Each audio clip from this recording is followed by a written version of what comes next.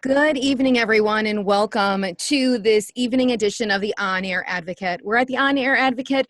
We provide education, support, and empowerment for all of those with different abilities, mental and medical illnesses, and their caregivers. My name is Tammy Flynn, and I'm the host and the producer of the On-Air Advocate, and I'm super excited that you've joined us here tonight. If you think that this Facebook Live would be great for anyone, please make sure to hit the share button before we even get going this evening. So as some of you may already know, we've already picked our weekly focus this week, which is type 1 diabetes. And I could think of no better way to kick off the week with all of our education and support than to have our favorite pharmacist on and health educator and also the producer of the Pharmacist Answers podcast, Cynthia Hendrix. Welcome back. Thank you for having me.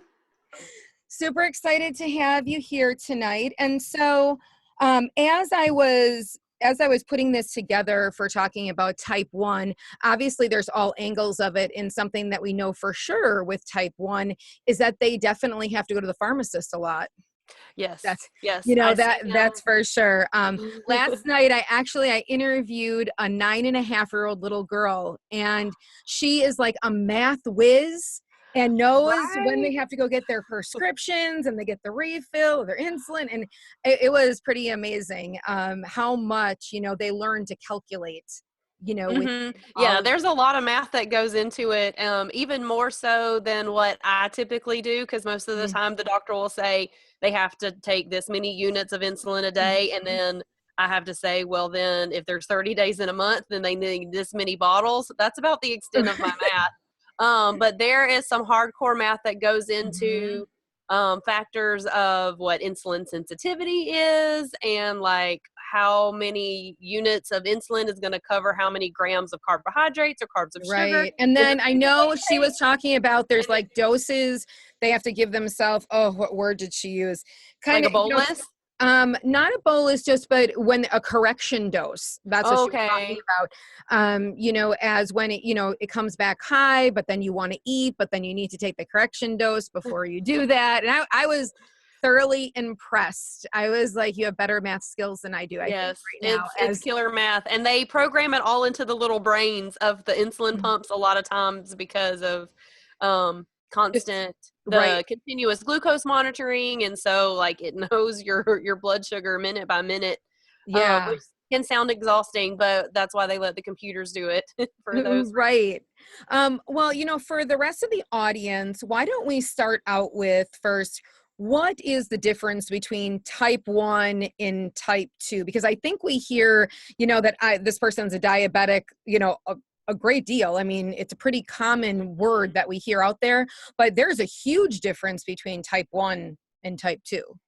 Yes, there is. And one of the things is that with type 2 diabetes is the one that gets the most focus in society nowadays, because people are so concerned with American obesity and the increase in weight of American society on average, getting heavier and heavier.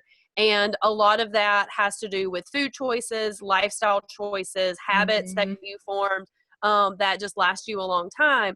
Right. And a lot of times those habits is what leads to type 2 diabetes, because type 2 diabetes is also referred to as insulin resistant diabetes, which means that your body is still producing insulin, trying to manage the amount of sugar that you're consuming and your body is producing from the food it digests. But the cells of the body get to the point where they're just like, we don't know what insulin means anymore. And so then with insulin being the key to the door that opens the cells to let the glucose in, because the glucose is the fuel and the energy source for your cells on a teeny tiny microscopic cellular level. If that door doesn't get open, then those cells aren't going to get energy. And so type 2 ends up being that insulin resistant, where the body is trying to pump out the insulin to manage what's going on, but the cells are just like, we don't know what's going on. And that is why a lot of the medications for type 2 diabetes are some type of insulin modulator or receptor modulator or a sensitizer of types to try to get the body to recognize the insulin that it's producing itself. Okay. Where type 1, a lot of times, we look at it as an autoimmune disease where for some reason your body decided that these cells in your pancreas that are making insulin are the bad guys, Right. when really they're the good guys. And that can be triggered by stress, that can be triggered by an illness, it can be triggered by genetics and hormone changes through adolescence and on into adulthood. There's a lot of reasons that that can be triggered, and so it's hard to pinpoint to prevent type 1, where type 2 you can prevent if you make the right lifestyle choices and diet choices and habit choices. Type Right. 1, Right. you don't really get to choose. If it happens to your body and your body attacks itself and all of that is depleted and your insulin factory is just broken down and blown up, then there's no other place to get insulin other than from the outside, which is why the only medicine that treats type 1 diabetes is insulin, where type 2 diabetes, there's a pill form, there's other injectables that aren't insulin, but they're those insulin sensitizers to help the body manage what it's still Right. producing without having to supplement the insulin. So they are different. So there's plenty of times, I have a lot of type 1 friends and patients that will say, just because you hear that I have diabetes, don't think that like my diabetes is still caused in the same way that your Aunt Rhonda's diabetes is caused, because it's just not the same. And it's Right. really not. And I Because understand. with type 1, there's no cure and there's no modification that you can do to change that factor where I mean, for type 1. Type 2, you have that opportunity to do that Mhm. still. Yes, That with if type your 2, health in there shape. is, yeah, there is an opportunity that if you catch it early to be able to reverse the effects and reverse the downhill slide of the damage that comes to your body from sugar and the other organs and the other what we call comorbid conditions. Because generally, if diabetes, if habits lead to diabetes, then habits are probably going to lead to high blood pressure, and habits are probably going to lead to high cholesterol too. So they it's like this trifecta of Okay. really bad things that can happen to you and like end your life early. If Right. you change your habits and change your lifestyles, you can stop that and reverse it to a Right. point. Right. There Right. may be a point where, 40 years down the road, the damage is done and you can't really reverse that, but you can at least stop or slow down the decline.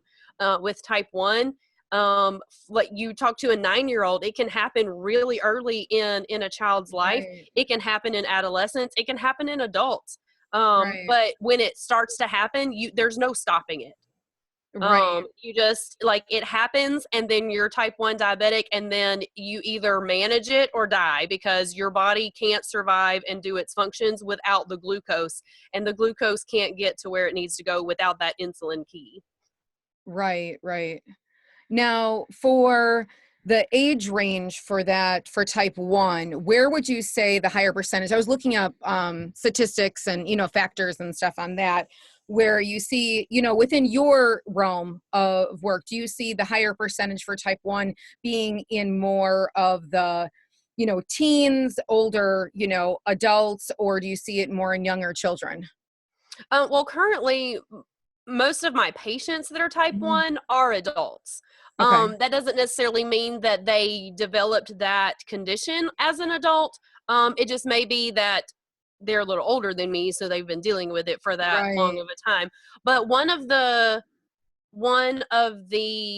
misconceptions is that type 1 is juvenile, so it only happens in kids. Right. And I think, Or a lot of people think that too, because so much of the literature that you hear, and wasn't it originally the buzzword for it, or the kind of the title of it is Mhm. juvenile Yeah, diabetes? So and that's people how always like thought it the was kids. Juvenile Diabetes Research Foundation kind of came about, is because they're like, hey, this is happening in kids, and kids don't really have the decision making power or the lobbying power to do anything to find a Hmm. cure for themselves. So now we got to kind of do something for them.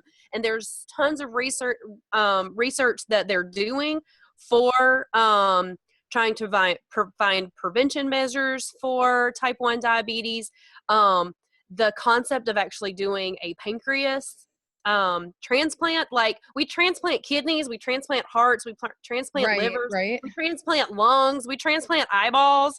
Like, why can't, like, really? Right, like why can't we do Right. If you are pancreas? an organ donor on your driver's license, Right. like you can find a list of all of the organs that they may harvest from you to then give to somebody else that might need those body parts, Right. and it's a really long list. Um, but pancreas is not one of them.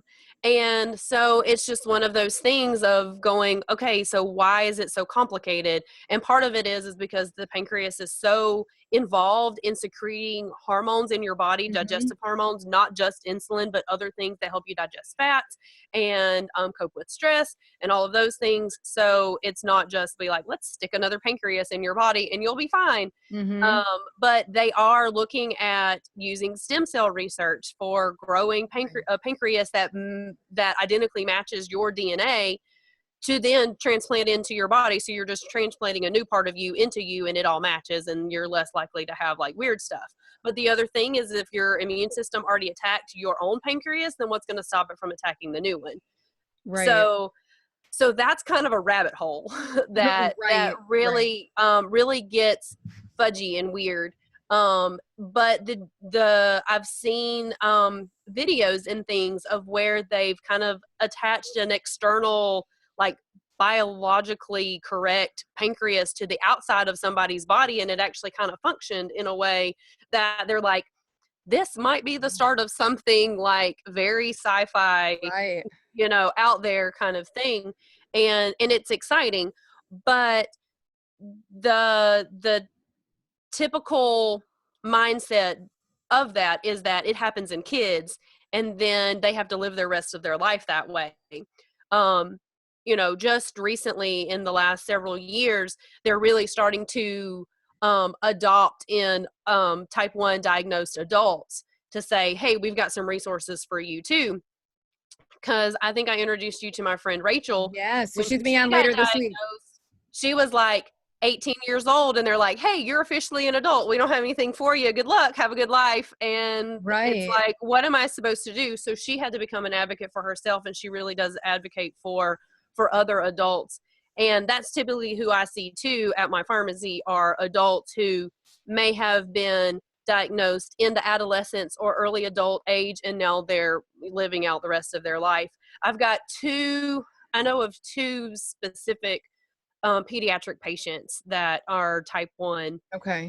that I see on a regular basis. One is a very, very special needs little girl that who has microcephaly Mhm. and all of the conditions that come with that. She had seizures, but then come to find out that her seizures weren't necessarily caused by the roots of her microcephaly. They were caused by high blood sugars. Really? And it took until she is almost 9, and they just found out. It's been almost a year that she's been, and they're like, has this been the root cause of her seizures all Right. along? Like, we don't know. But it's so hard because there's a whole nother level of challenge with microcephaly because of Right. delayed speech, communication, bodily functions in general, and then Mhm. this extremely intensive care for her of having to prick her finger and give her shots and all of these things, and her Right. not understanding why. But it's like, we still want you to live, so mom and dad still have to do it. That's hard. So again, it's not just as easy as like, let's pop a pill because we need to like make sure your blood sugar doesn't get too high, the way it is for type 2. Right. Type 1 is very involved, and there's like this one path to walk down, and you walk it or else kind of Right. thing. Now, is type 1, can it be genetic? They have not really found a genetic link for Okay. type 1 diabetes. They say that you are more likely to have a sibling develop type 1 diabetes than you are for your children to get type 1 diabetes, or for one of your parents to have had type 1 diabetes. So it's Okay. really, it's one of those wacky things where it's like, it's hard to know what in your body flipped and what caused it to want to attack itself Right. Because And is there really no rhyme or reason? Like there's no like kind of like outline sketch of someone that they would say they have all of these factors which lead us to believe that this is why yeah, these not kids or adults, or like your friend Rachel when she was 18, for her to just mhm. have this happen, that there was no insult, injury, something in their genetic makeup that has come together where they've kind of put score points together to say, I think Yeah, that's to be like, I think you're at high risk for type 1 diabetes, so we're going to right. watch you a little more closely. Right. Nope, there's no list. There's no age range, there's no race characteristics, Okay. there's no No gender genetic link. characteristics, no Right. genetic anything. Yeah, there's not. And which makes it more frustrating for them to have to study, and it's more of saying that's why they're really aiming for a cure, to be able to say, what can we do to um, stop this process in its tracks, or once it's happened, being able to replace the pancreas biologically rather than electronically, to Right. to then allow someone to have a normal life. Right. Because while using an insulin pump, Mm-hmm. and the continuous glucose monitors and all of those things operates about as good as an external pancreas possibly can at this point with the computer brains, Right. because your natural pancreas is sensitive to so many of the other chemical changes that happens in your body when it comes to, did you get enough sleep, did you eat the right balance of foods, did you exercise today or did you not, hormone changes, especially for females, did you watch a movie that made you cry, like all of those Right. ridiculous things Right. that cause chemical changes in your body. It's not a closed system where it's insulin in, insulin out kind of thing. Right. And so the continuous glucose monitors and the insulin pumps, they only sense insulin, so they don't know if it can't tell if you've been stressed. It just can sense that your blood sugar went up a little bit extra because you're stressed. And its only solution to fix that higher blood sugar because you're stressed is to dose out a little more insulin, rather Okay. than some of the other things that may happen in your body chemically and hormonally to help you cope with stress. So it's not perfect, but it's the best we got, and it The it best has we have right extended now. people's lifetimes by like decades, by having the electronics do that part for you. Now, question for this. Okay, so you're a newly diagnosed patient having type 1, and they talk to you about, obviously all the monitoring and how hard that is, and getting a pump is probably easier to keep it more stable. And a parent decides, because it's their little kid, that they're going to, for right now in that very beginning, just do the injectables. You know what I'm mhm, saying? They're going to do all the mhm. calculations. They're not going to get a pump right away. Have you seen, or in your knowledge base, any drawbacks one way or another, or that you think it's more positive? I mean, from my standpoint, I would think over a lifetime, it's definitely more positive to have um, a system put in to make sure that Mhm. you're not making any error, because we are human, and so we can make human error, right? Right. And so the And pump is a little bit, yeah, and but the pumps have to be programmed by a human, so there's still a chance for okay. error there, but it's error spread over a period of time rather than error, error, error, Oh, error okay. that multiplies. But yes, there is evidence that getting a pump leads to more stable, well-controlled sugar levels, Hmm. over days, weeks, months, years, than having to do a certain number of injections a day. Because a lot of times, if you're doing injections, it may be sometimes it's depending on how many times you eat. So if you're going to eat at least 3 meals a day, then that's at least 3 injections. Right. Um, all kinds of metabolism processes happen while you sleep. So Right. sometimes there's a bedtime dose that you're like, I got to take this much so it'll last me all while I'm sleeping. And then I wake up Hmm. and it should be kind of close to normal. Sometimes it's a dose first thing in the morning to cope with everything that happened while you were sleeping. So there Hmm. may be 4 or 5 injections during a day. Um, Not to mention that if you're going to try to calculate the right dose, you have to prick your finger to measure the sugar in that droplet of Right. blood to get kind of an idea of how much sugar and then how much insulin you have to give to counterbalance that. So that would be 10 needles sticking in your body a day. Right. Sometimes it's more, sometimes it's less. Right. With my newly diagnosed juvenile patients, my pediatric patients, they were having to do 8 injections a day, and that meant 8 finger sticks a day. That was 16 sticks on like a 2-year-old, and like breaks my heart. Like that would be awful. Like I would Yeah. not want to be that parent. I felt terrible for that parent. But that's a lot of sticks. The flip And what side, age, I mean, when they're that little, can they get a pump, or do they not advise that till they're a little bit older? Or aren't you sure a about lot that? of times it depends on, and I learned this from Rachel's story, and she can tell this more accurately than me, but a lot of times when you are diagnosed with type 1, there may still be a little residual insulin production in your body Okay. because the pancreas, like it happened, that attack and die off of the beta cells in the pancreas that produce insulin happens gradually. Okay. And so it's generally after a certain percentage has been obliterated that then the body starts suffering the symptoms of what they can look at to diagnose type 1. And then they then have to say, well, you have a little bit of residual insulin, so maybe we just need to supplement a little bit. And then but we know that the rest of those residual cells are eventually going to die off. So Right. then once they die off and you have no more insulin of your own in your body anywhere ever, then at that point they can say, well, now we're going to try to find this window where we can keep you stable and let the computer do it. So Okay. it's kind of a little bit of both.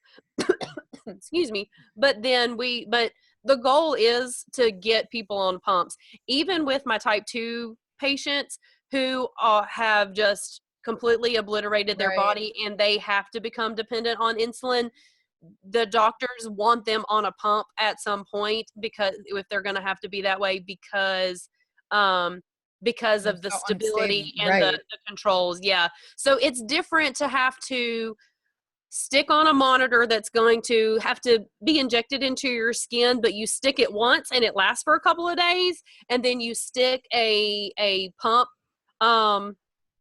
catheter that is stuck in your skin and it's going to last for a couple of days or a week. So maybe you're only having to stick something in your skin once or twice every 2 or 3 or 5 days, Okay. rather than 10 times a day, 16 times a day, even 6 times Right. a day is just too much.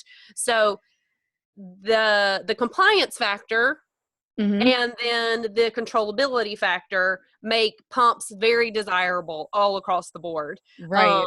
and a lot of times, like at the pharmacy, I don't really supply, at least where I am in a retail setting, I don't supply pump supplies, but I supply the insulin. And I have all the insurance codes and everything to tell the insurance that this is going in a pump and not in a syringe. And then insurances somehow choose they're going to pay for it differently, especially Medicare. Um, Okay. but yeah, that's kind of the back end game that I get to work to say, oh, this is going in a pump. Well, then I have to code it this way to tell, because Right. it's the fact of the patient has to have this or they will die, literally. Right. That's the game. Do you And find that so do you find that a lot of people have problems? Because if you have a child that has no other type of disabilities, setbacks, developmental, cognitive delays, anything like that, do you find that when they first get it, that they have a hard time having insurance pick up coverage? Do you find that that's kind of a challenge ever? I mean, you only see parts of it and possibly mhm. their hospital appointments and everything, but if you've been overall a healthy kid for the duration of your young years, and then all of a sudden this just comes on, I just wonder how well the insurance companies cover everything, or if Yeah. that's a need as well. Um, it it's kind of hit or miss. And again, I only see the one side of it because I'm dispensing the insulin and then maybe the syringes if they're still doing injections and not using a pump at that point. But Okay.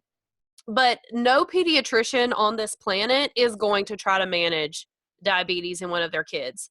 They're going to send them to an endocrinologist, a Right. pediatric endocrinologist, a specialist, and then those folks have some mad skills when it comes to getting prior authorizations for supplies, or when it comes to day supplies, Right. or we need this many supplies at home, but then we got to send this many supplies to school because they're in the third Right. grade, and then the school nurse is going to have to help them do this. Right. You know, they have all kinds of skills to be able to get insurance to cover it. So then when it gets to me, I already have the codes, and I put it in to say Right. this for home, this for school, and Right. it works. The worst thing that I see right now, and with it being March, still early in the year of everybody starting their new 2018 Right. insurances, whether it's Medicare-based insurance or commercial insurance or whatever, is deductibles. Yeah. Like when If you they're haven't met it really, yet, yeah. yeah, a lot of companies, a lot of employers even are pushing these high deductible health savings plans where you kind of put some cash aside in this special bank account that's for Right. health cost, and then you have this extremely high deductible you have to meet using some of that cash and using some of your Right. own cash before the insurance picks up. And so if you've got to come to the pharmacy and pick up 6 vials of insulin and you've got to meet a deductible, it's easy to drop $800 in a month. Mm-hmm. And Which can be to extremely challenging for some right. families So right up you're front like looking at that. so I'm looking across the counter at this working parent, and I'm looking at this little kid who needs medicine, and I'm looking at Right. this bill and going, I am powerless at this moment to fix any of this because your job chose this insurance and this is how your insurance is Right. treating you. They're just looking at insulin like any other medicine. The other stupid thing is that insulin gets coded by a lot of insurance as a brand name medicine because there's no generic. There's no Right. generic. Like, I can't substitute between the kinds to find the cheapest one. Like, whatever the doctor writes on Right. the prescription, that's what I have to use. And that is frustrating. And then when they say, I don't want to pay for that name, I only want to pay for this name. So insurances start to feel really snobby at that point. Right. And then you want to charge them $800. So the mom is looking like, here goes like all of my money, or here goes my kid. And you know, who's Right. going to make her choose not to take care of her kid? Like, Right. that's stupid. So so that can be really heart-wrenching and really frustrating, and Right. is one of the reasons why I have such a soapbox when it comes to insurances in this country and pharmacy benefits managers and all of that stuff. And Mm-hmm. that's not for today. But That's for a different show. that's a different day. That is a different day. But yeah, but it's really But hard. And right. so And insulin isn't something, it's not like you're not getting something for, a cough. I mean, granted, a cough can turn bad, but I mean, this is a right. life saving. It's kind of like the argument with the EpiPens that was going Mhm. around. The insurances weren't picking up the EpiPens, and it's like, well, your kid, if they have a reaction, they can't not go without epinephrine. So, like, what's the? Yeah. I mean, Exactly. And what are you supposed to do? this is kind of worse than that, because in some Right. cases, like, You need it yeah, every like, day, all the time. why would you not put a generic name on it and like be able to make it to make it cheaper? Like, Right. there's no reason that it needs to be that that highly priced. But they still do. And so it's just it's hard, and thus sometimes it's easier to pay a higher premium for Mhm. insurances that don't give you a as high of a deductible. So then you it's January and you're only paying Mhm. $60 for the Right. 6 vials of insulin, but you're paying through the nose to the insurance to make sure they're covering that part because you can't go without it. um and that makes it hard with insurances, Right. especially when like everyone's nervous about if they make changes to healthcare and they're going to be discriminating against people with pre-existing conditions. Like, everything about a type 1 diabetic's life can be completely normal except for the fact that their pancreas doesn't work. So Right. So that's why there's I was this saying, one like, they medicine might that they not. have to Mhm. take, and that's it. Yeah. So like, why otherwise they're completely healthy? Right. And that's So what I find, like within doing advocacy for people, that's what I find sometimes very, very challenging, is that if mhm, your child is like within that gap, or they don't meet whatever requirement via test wise, psychologically, whatnot, they're not going to mhm. qualify for that extra help. And if you work for a company that has really poor insurance, I know I had spoke with a mom this week that her interview will be on later in the week, and she had said that it was, her kid was completely healthy and it had snowballed. I mean, this happened. She had to learn all the skills, learn what to do, getting the medication. I mean, going from a completely healthy kid to a kid that needs, like you're saying, like 16 shots a day, and all of that. And then the insurance wasn't covering it. Everything wasn't coded right. And it just became like a mess. A mess that way. Yeah, it's hard because you can't, like, you're not gonna, at least, okay, I'm in Georgia. You're not gonna find kids qualifying for Medicaid based on disabilities just because they're type 1 diabetics. Right. And that's kind of, again, back to my friend Rachel. I can't wait for y'all to meet her. Oh my goodness, I can't wait. But really, like, I learned a lot from her because she allows so much to be seen through her eyes. She's so open with her story and her struggle. But there's this part of saying, there's really nothing wrong with me except my pancreas doesn't work. But yet I feel like I have to apply for disability for somebody to think that I'm disabled. So if I miss certain days from work because my body got stupid and started doing all these weird things and I just couldn't get out of bed, then, like, do I really want to have that label of being disabled, but yet I really want people to see me as empowered and no different than anyone else? And it's this real mental struggle to be able to say, there's real, like, I can live, type 1 diabetics can live completely normal, healthy lives. The studies, the last data that I read said that when it comes to the average lifespan for type 1 diabetes, the difference is only about 6 years. And it's getting shorter. Okay. So for us to say that normal, healthy Americans may live to 75 or 80, but a type 1 diabetic may live to 69 to 74. Well, okay. Right.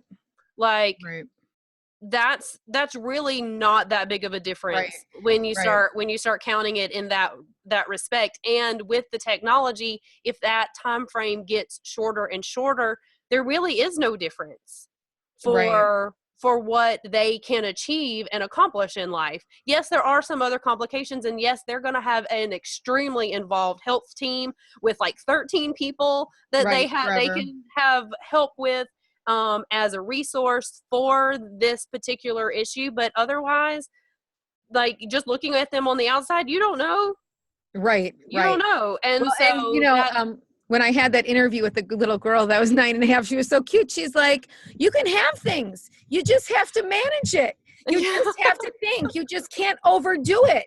And if you decide to overdo it, you need to correct it. It was the cutest thing ever. Because, she is like, I do the same things. I can go to the same parties. I can do the same stuff. I just have to be cognizant. She didn't use that word, but you know what I'm saying, of what I'm doing and making sure that if I do overdo it a little bit, I correct it.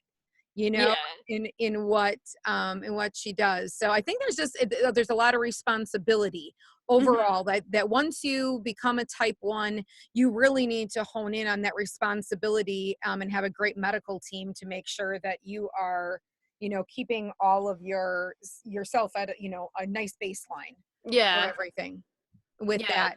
Definitely. Now, we just had a lot of information we just threw out there, and then we got into our insurance. We're getting a little bit we should do a whole nother one just on insurance. Oh, man. I just and you see get a little fired up. right because I've been through the drive-through before, and like I got the $300 bill for like one thing. I'm like, what? I mean, things like that. But I know that it's a challenge, and especially at the beginning of this year. What other things do you feel are great, either resources, tools, and any other myths that you think that we should just kind of squash today before we go?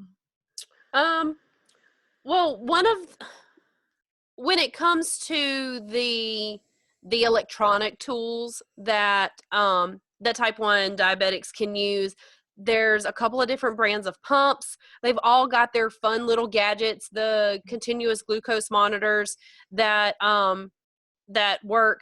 There's even these what are they called? Omnipods, that are like an insulin reservoir. So it fits on a body part about the same size as what a GCM would be. So you don't actually have the tubing and the wire for the It's pump. just like a little. So yeah, so it's just like a little reservoir that sticks on. And so it allows type 1 diabetics to be very active, because obviously you're not going to want to swim if you've got something that runs on batteries attached to you.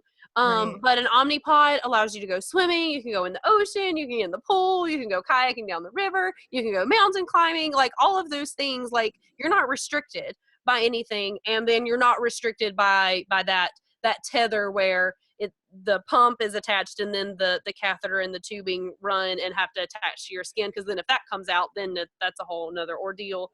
And then they've got apps that go to your phone. So then your pump alerts your phone and your phone buzzes and gives you a signal if you're going low or if you're going high and if it's having to do this other thing. So the electronics really do a lot of the thinking for you in that hard math that the 9-year-old was teaching you. but then like you then get to use that to make decisions about, do I need to treat a low? And how fast do I need to do that? And even like being able to wake you up when you're sleeping, because your body is still doing things while you're sleeping. So those tools can alert you while you're sleeping. And then, like have an alarm that goes off. Really? Yeah. I actually had a patient that told me one of her best diabetic tools was her cat. Because her cat could sense when, like, her cat, this wasn't a special cat. This was like a rescue adopt cat. Okay. It wasn't like well trained. It's not like the therapy dogs and things like that. It wasn't that kind of cat. It was just a normal cat. But she said her cat could always tell when her blood sugar was getting low and would just like go berserk and start acting just erratically. And when she finally learned to like read that behavior and like found that connection, like then she would read her cat. like she could test her blood sugar 14 times a day, but like if the cat started goofing off and like being ridiculous, then she knew like something was up, and she could confirm it by checking her blood sugar, and then she could treat a low blood sugar before it got to an emergency situation and having to call the ambulance to come treat her low.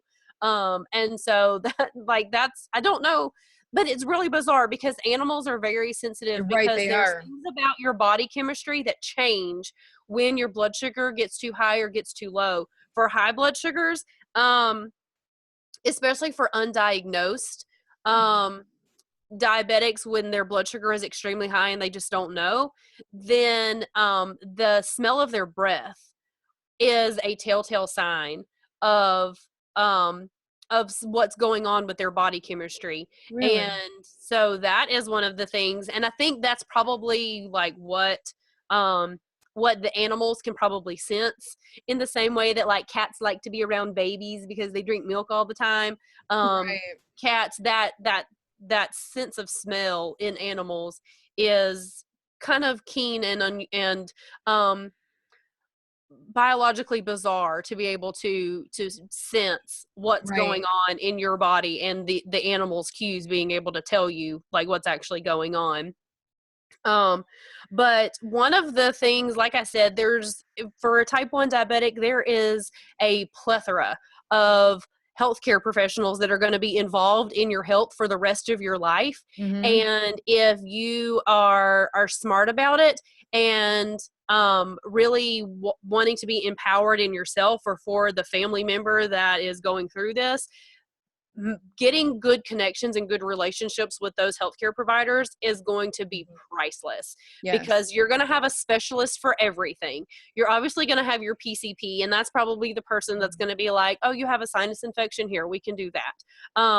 You have an ear infection, okay, we can do that. You cut your leg, okay, we can do that. But when it comes to all of the diabetes things, dealing with your sugars, your endocrinologist is going to be priceless. You're going to have an ophthalmologist because there's all kinds of goofy things that can happen with your eyes when it comes to diabetes and the damage that can happen to those teeny tiny blood vessels and teeny tiny nerve endings in your eyes. So an ophthalmologist is going to be a part of your team really early. Your dentist is going to be a part of your team really early. And that's something that people don't really think about, is that if your blood has an excess amount of sugar in it, then that means the other fluids in your body are going to have an excess amount of sugar in it too. Right. Your urine, your sweat, your tears, your spit. And if you're told not to eat sugar because sugar can give you cavities, but your spit is full of sugar, then it can still give you cavities. And so dental health is very important to people with diabetes, type 1 and type 2, but, you know, type 1 being in a situation where they have one path to walk and you got to walk it. Right. And having a good dentist on your team for those kinds of things is going to be important. For women, your OB or your gynecologist is going to be priceless, because there are all kinds of issue with, like, female issues that can happen when it comes to, you know, you've got one hormone out of balance because you're having to supplement insulin, but so other things can happen with your hormones. There may be fertility issues, there may be menstrual issues, all kinds of things. So that's going to be a very useful tool, especially through those early middle adulthood ages, to be a resource for, again, because type 1 diabetics can live a healthy, normal life doing everything every other person can do, and probably even more, but they have to know the path, and they have to and they have to see their healthcare providers and be responsible for you got to be responsible and take responsibility and ownership of it. And then when you do, it's actually, you know, we always think about people being control freaks, and if you control, then you kind of choke the life and the creativity out of things.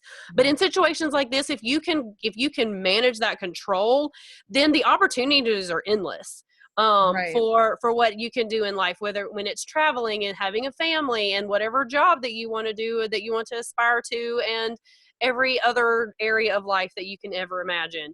The possibilities are there, as long as you have control of this one thing. Dietitians are useful because really there's no restriction, really. Like the 9-year-old said, I can have cake at a birthday party if I want to. I just have to know what to do. But do you want to have cake every day? No. That may throw things over. Yeah, you may just kind of get overkill, and all of the controlling and managing that you would have to do is just a little too much. So then having a dietitian on board, there is a difference between foods that can support stable blood sugars, and then there's foods that don't support stable blood sugars. So having a dietitian as part of your team can help you know, if I want to do the least amount of work possible, then these are probably the foods I need to eat, because they're going to support me in keeping a level blood sugar rather than a roller coaster all throughout the day. Up and down. Yeah. And then your pharmacist.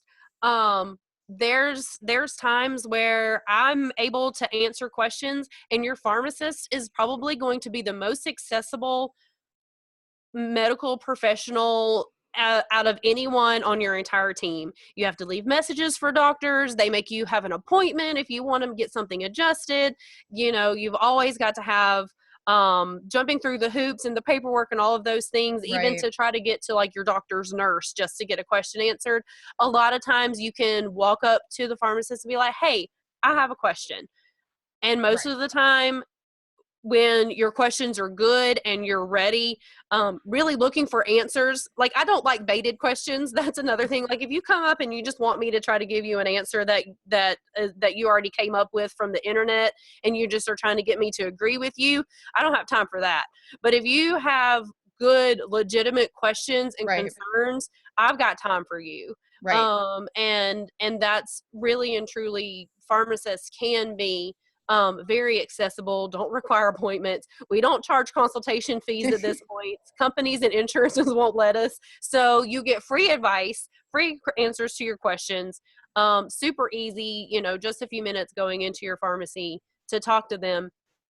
And then personal trainers. If a lot of times with type 1 diabetes, one of the other myths is that diabetes always comes in people who are obese.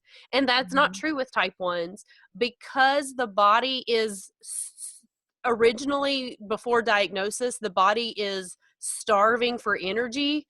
The body is metabolizing anything it can get its little metabolizing hands on to try to get energy for those cells, because that insulin key is not there to do its job and let all that glucose in. And so type 1, a lot of the symptoms for type 1, you're hungry, but you're losing weight. You're thirsty, but you're peeing a lot. Those kinds of things, you're like, this is so like opposite ends of the seesaw. But if your body is metabolizing everything it can get its hands on, but not actually able to use that energy, then the body is still craving more energy because it just needs something to be able to fuel itself. Right. And that lack of fuel is why exhaustion is such a big symptom of type 1 diabetes. And so that weight loss is a problem. So you may not necessarily need a personal trainer for weight loss with type 1 diabetes, but this is a funny little trick. I learned this in pharmacy school, but after studying for diabetes type things, and I'm passionate about diabetes education anyway, just because it is misunderstood a lot of times. And everybody wants to make like diabetic coma jokes, and a diabetic coma is anything but funny. But it's just one of those things that I'm super passionate about and interested in. And when you exercise, your muscles have a sugar store. It's called glucagon, not glucagon. It's called glycogen. Glucagon is the hormone. Glycogen is what I describe it as a line of kindergartners all holding hands to cross the street. It's just a bunch of little glucoses all chained together and hooked together so your body can like manage it together. So think of all the little kindergartners crossing the street. If they're all in one chain, you can like get them where they need to go in like one fell swoop. Right. And so when you exercise, through glucagon and the activity of your muscles is able to break those glucose off that glycogen chain and use them up really quickly. So glucagon makes the chain break into pieces, but your muscles have an insulin mimic hormone called inulin that sort of kind of acts like insulin, only inside your muscles, and allows your muscles to absorb that glucose without true insulin being present. That's how your muscles can burn up a lot of extra energy without the rest of your body being super involved, because it has that little microcosm of an insulin sugar mimic mechanism. Okay. So for people with diabetes, you still have that inulin in your muscles. Even though your pancreas isn't making insulin, you have inulin in your muscles. And exercise for diabetes is one of those things that can actually help keep blood sugar stable. Now, if you're not careful, then you can exercise, and if you didn't prep well ahead of time, then that immediate absorption of all that glucose into your muscles because of that little mini mechanism can cause you to have a low blood sugar.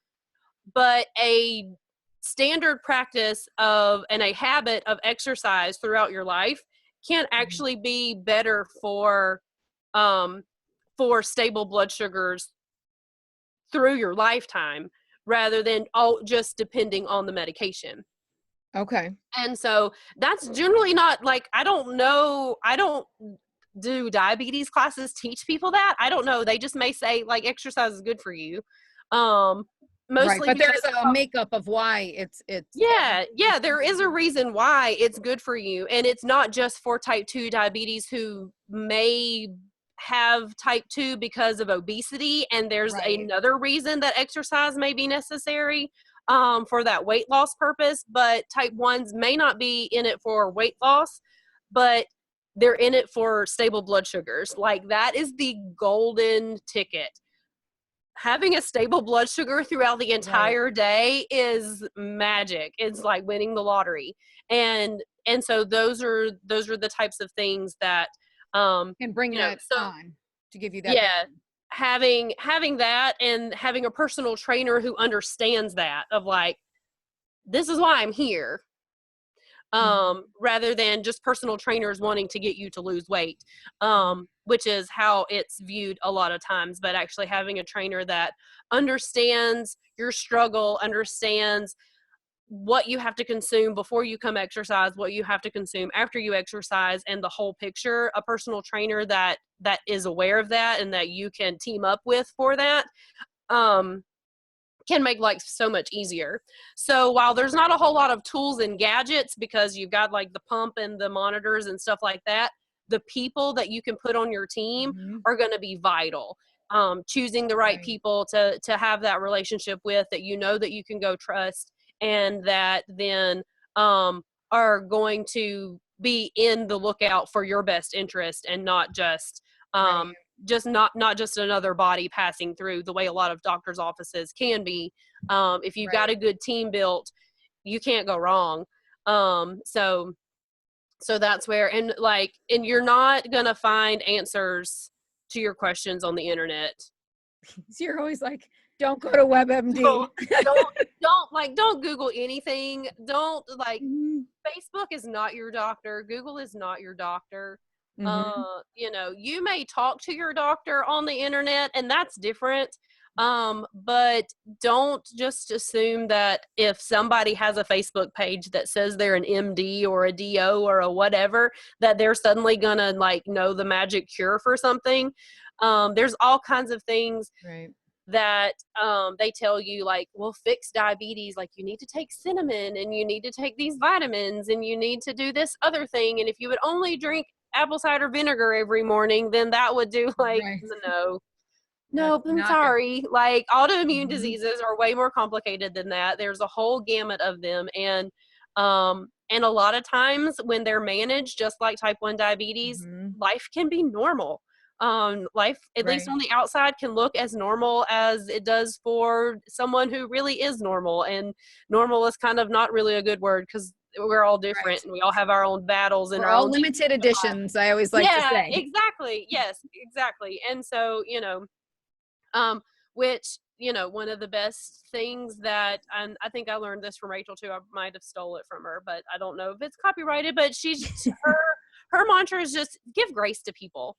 You don't know what kind of internal battle they're fighting. There are so many diseases on the books that are internal diseases that you cannot see what the suffer and what the damage is. And therefore you don't need to go around treating anybody like crap, because you have no idea. They don't know what's going on with you on the inside, and you don't know what's going on with them on the inside.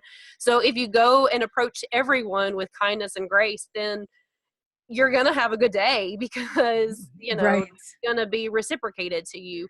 And you might actually make somebody's day and help their day get a little better with their suffering, rather than making it worse. And that's kind of why I'm in the job I'm in, because that's fun when, that's rewarding, when I'm able to be the one that has the answer, or at least has the empathy to say, I can't make an $800 deductible go away, but I can at least feel really bad for you and be kind. And not demand it, and not make you feel guilty for it, because you already feel that on your own. Being able to extend the warm heart and the kindness to somebody, even though I can't fix the problem. And there's a lot of problems. I'm very competitive. And so there are lots of problems in the pharmacy that I'll be like, I'll be danged if this thing beats me. I'm going to win. I'm going to figure this out if it takes all day. But there are the things that I can identify to say, I can't really fix that, but I can at least have the emotion and have the empathy for the people to say, I feel it. I'm sorry. I wish I could help. And then they at least don't feel as pressured for everything. It's having somebody else carry the burden with you makes a lot of difference in a lot of areas, Right. rather than feeling like you got to carry it on your own. Right, because we're And all so, fighting, you never know what someone yeah. is fighting, those private battles that we don't know that people are going through, and especially in the Mhm. world of sickness, there are so many invisible disabilities, Mhm. that are there that people don't even know that individuals are going through. But, I say hooray to your whole comment about building your team. I actually do a whole hour presentation on that, building your rockstar medical team, because there's Mhm. people, especially when you have something like type 1, they're going to travel that journey with you for the rest of your days. And Right. so you need to know how to hire, how to fire, and how, to make them so that their team, whoever it is. For myself, for my son, it's Team Marcus. I'm like, if you're Mhm. not on Team Marcus, then you're not on my team. Yeah. So that is how it needs to be. But I think we're almost to our hour. We have 3 minutes. Oh, wow. um, well, I think that we covered a ton. I do think we need to come back and do something on insurance, because I think Yeah. that we could spend quite a bit of time on that. I am super excited to talk to Rachel later in the week, and Me all the too. different perspectives. Yes, I mean, for her being an adult, now, and finding out at 18, and then from like the mom's perspective, and then I have this little girl that's that we did a recorded video, and so I'm excited to put all those pieces together. Now, before we leave this, though, are there any outside? I know that Rachel, she supports and does a lot for, it's JDR, it's JDRF, yeah, yeah, she does. Mhm. JDRF. Is there any other ones or resources that you would say are great online, like foundations or concrete information, or would you probably say they're the best ones For to type go to? 1 diabetes, they really are the best ones. And even though they still have juvenile in their name and they really are focused on the kids because they have the most difficult time advocating for themselves, Mhm. they are really building an adult resource library that is available. The American Diabetes Association has some like basic and general information. Um, as you get deeper into it, a lot of their stuff is geared towards type 2 when it Okay. comes to goal setting and a lot of the lifestyle changes that has to happen. Again, because type 2 comes with probably multiple conditions that are all related to a habit or lifestyle. Okay. I don't want to do a lot of self promotion, but I've talked about a lot of diabetes things before. So my Right. website, intelleximed.com, and you can search diabetes. I think I actually have a collection of diabetes in my library where I talk about the difference, the core differences between type 1 and type 2. It's much more in depth. Um, Lots of things. I did 3 episodes, I think, on all of the hundreds of things that can affect blood sugar levels when it comes to the food you Oh, eat and the medicines you take and just activities that you do in life. okay. My original interview with Rachel is on there, which is from almost 3 years ago now. Okay. And so where she told a lot of her story of being diagnosed and how it's changed And for her her. journey. Yeah, and so that's there, and I really hope to have a lot more because again, that is something that A I'm focus. passionate about and interested in, and I like talking about because it's really complicated, and the way that society portrays it is misleading and leaves a lot of Right. stuff out. So Right. Now, when we get off, can you drop that link below? for Yeah, my on this diabetes Facebook library, Live. Yeah. yeah, Yeah. For the library, if you can drop all the links below yeah, where they can find, those episodes and stuff, that would be awesome. sure. All right. So I think we've covered a lot, right? Yeah, I think so. I'll do a Overwhelm. Yeah. right. No, but I like, yeah, if anybody who's watching or watches the replay, if you got questions or come up with something or you want to tell me a story, like drop a comment, I'll respond.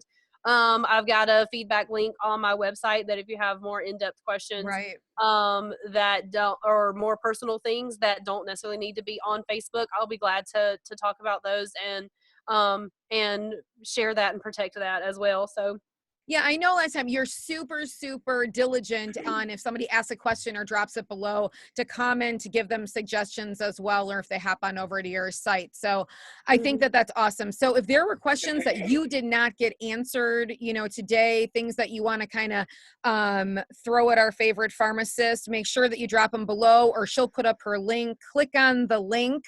And then put your comment in there. If you are re-listening to this on a replay and you do know anyone that is just in the beginning stages of that type 1, starting out, or you think this could be a good resource for them, maybe they have a family member to understand greater, please make sure that you do share this broadcast as well. And again, as always, I just want to thank our favorite pharmacist, Cynthia Hendrix, for being on again today. And she will definitely be on again soon when we have different, obviously subjects and everything every week. In addition to dropping the links, let's drop that, the link for your podcast as well. So if you are a medical pharmaceutical guru, you definitely want to hop on over. You put those out about every week, or is it like every 2 weeks? It's generally every week. With the remodel going on in my kitchen, some things have taken precedence, like having to pick out granite countertops. So I think I've gotten a little off schedule, but yeah, it's generally every week, but I'll try to get back on that. Every week, whether it's every week or 2 weeks, there's a lot, and you have a lot of episodes. I think it may work better if I'd drop back to every 2 weeks at this point, just until all of that is finished, and my responsibility slows down on that. But yeah, my last episode came out about your voice, like the anatomy and all the different parts of your voice, and then I'll have one this coming week for talking about laryngitis and stuff like that. Yeah. So I think that all of her podcasts are so incredibly awesome, and she has tons of them that she has done already. So just making sure you hop on over to her website, check out her podcast. Again, Cynthia, thank you so very much. Everybody, I hope you continue to follow us this whole week as we tackle type 1 diabetes, and we will talk to you all soon. Thanks so much. God bless everybody. Have a great night. Bye. Bye, Miss Cynthia. Bye.